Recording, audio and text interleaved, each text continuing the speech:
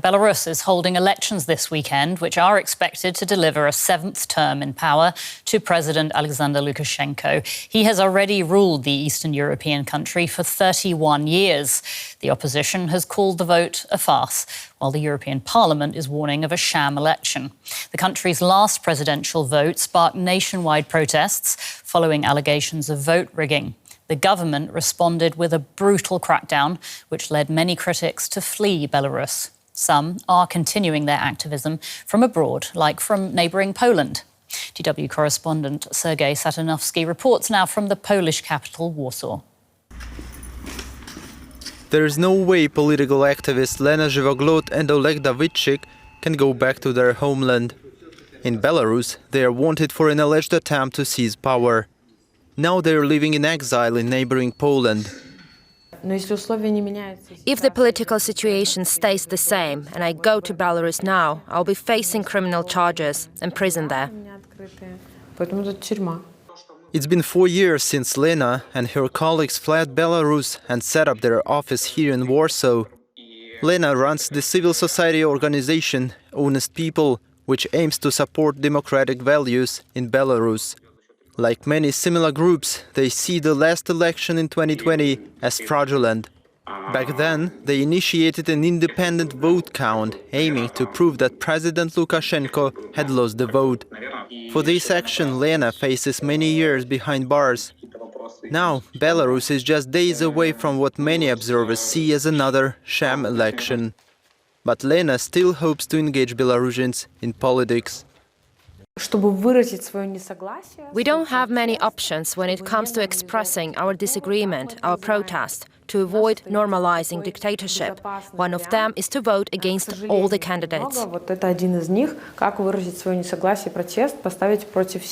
4 years ago, Lena witnessed mass protests in the capital Minsk after the disputed election. Especially young people doubted Alexander Lukashenko's claim to have won 80% of the votes. Those who protested ended up with long prison sentences. But some of the critics, like Lena, managed to escape. Poland in particular has become a hub for Belarusian activists. Poland now hosts around 200,000 Belarusians who left their country after the failed protests of 2020. In a fair election, this number of votes could make a difference. Since the last election, authorities in Belarus have cracked down further on political freedoms. There were some, as I said, some space for activity, for alternative offers, political ideas. Now there is not, and this is only formal, artificial, forged re-election of Alexander Lukashenko, real last dictator in Europe. This last dictator of Europe is seen as a threat in Belarus's neighbors like Poland, especially because of Russia's growing influence on Belarus since the start of the war in Ukraine. To many, it looks like Russian President Vladimir Putin wants full control of Belarus. That would mean Russia right at Poland's border. The problem is that Lukashenko is not anymore a guarantor of Belarusian independence. Lena Żywoglot fears there is little hope for regime change in Belarus as long as Lukashenko and Putin are alive. Now we talk less about the fight and overthrowing the regime, and more about what gives people the strength to endure Lukashenko's ongoing dictatorship. Giving Belarusians strength, that's what drives Lena and her fellow exiles to keep up their activism. Together, they're finding ways to bring the dream of a free Belarus a little closer, even if just from Warsaw, for now.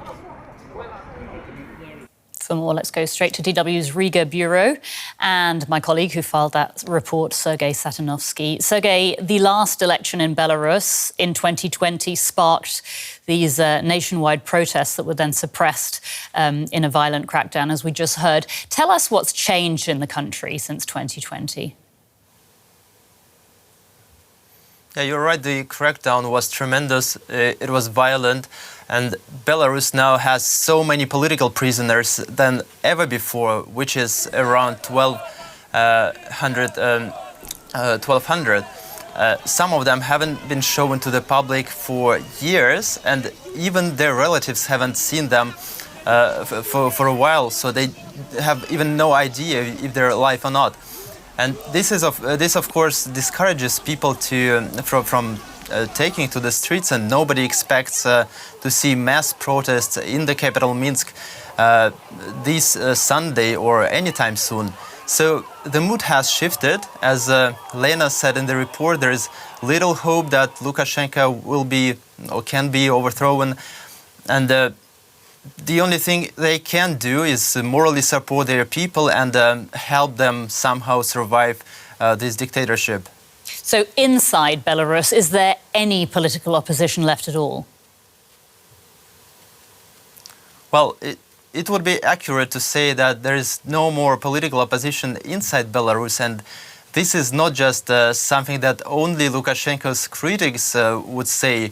Lukashenko himself, he now openly calls himself a dictator, and he admits that he has troubles understanding how democracy works.